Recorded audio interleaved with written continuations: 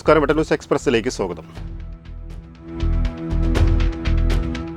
കക്കൂസ് മാലിന്യം കൊണ്ടുപോകുന്ന വാഹനം പിടികൂടാൻ ശ്രമിക്കുന്നതിനിടെ തിരൂർ എസ് ഐ നിർമ്മലിനെ വാഹനമിടിച്ച് കൊല്ലാൻ ശ്രമിച്ച് രക്ഷപ്പെടാൻ ശ്രമിച്ചവരെ 35 കിലോമീറ്റർ പോലീസ് ജീപ്പിൽ പിന്തുടർന്ന് പിടികൂടി.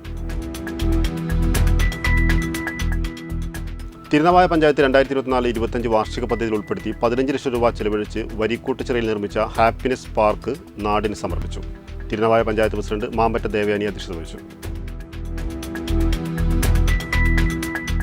Tirur ABC academy Tirur market ശുചീകരണം സംഘടിപ്പിച്ചു. പരിപാടിയിൽ നിരവധി പേർ പങ്കെടുത്തു.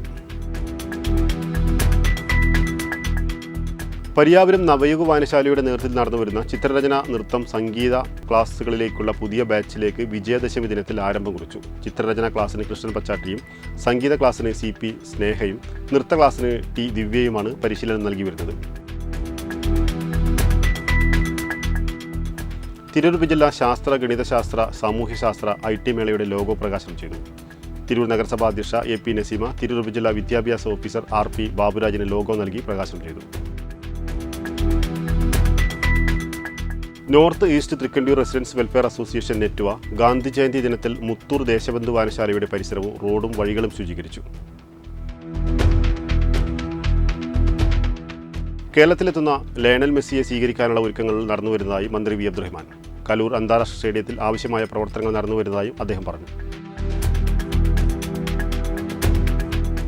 തിരൂർ ഉപജില്ലാ കായികമേളയുടെ അത്ലറ്റിക് മീറ്റ് ഒക്ടോബർ 3-4 തീയതികളിൽ GHSS ചാത്തന്നൂരിൽ നടക്കും. 2 ദിവസത്തെ മീറ്റിൽ 2000-ഓളം കായിക പ്രതിഭകൾ അണിനിരക്കും.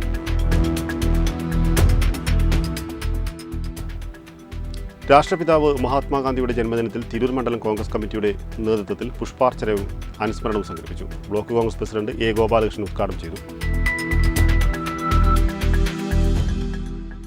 താനൂർ റെയിൽവേ സ്റ്റേഷന്റെ സമഗ്ര വികസനം ലക്ഷ്യമിട്ട് ശക്തമായ ഇടപെടലുകൾ നടത്താൻ താനൂർ റെയിൽവേ വികസന സമിതി യോഗം തീരുമാനം. TN ശിവശങ്കരൻ യോഗം ഉദ്ഘാടനം ചെയ്തു. K ജിനചന്ദ്രൻ അധ്യക്ഷത വഹിച്ചു. തണൽ നൽകിയവർക്ക് തണലാകാൻ എന്ന പേരിൽ തിരൂർ ആശ്രയം കെയർ ഹോമിൽ വിവിധ പരിപാടികളുടെ വയോജന ദിനം ആചരിച്ചു. വിവിധ മേഖലകളിലുള്ളവർ സംബന്ധിച്ചു. കായിക മേഖലയിൽ അടിസ്ഥാന സൗകര്യങ്ങൾ ഒരുക്കാൻ ജില്ലയിൽ കായിക വകുപ്പ് 3 കോടി രൂപ അനുവദിച്ചതായി മന്ത്രി V അബ്ദുറഹ്മാൻ. തിരൂർ, താനൂർ, മഞ്ചേരി എന്നിവിടങ്ങളിലെ 4 പ്രവൃത്തികൾക്കായാണ് തുക അനുവദിച്ചത്. കഴിഞ്ഞ 9 വർഷത്തിനിടെ ജില്ലയിൽ കായിക മേഖലയുടെ അടിസ്ഥാന സൗകര്യ വികസനത്തിനായി 250 കോടിയോളം രൂപ ചെലവഴിച്ചെന്നും മന്ത്രി കൂട്ടിച്ചേർത്തു.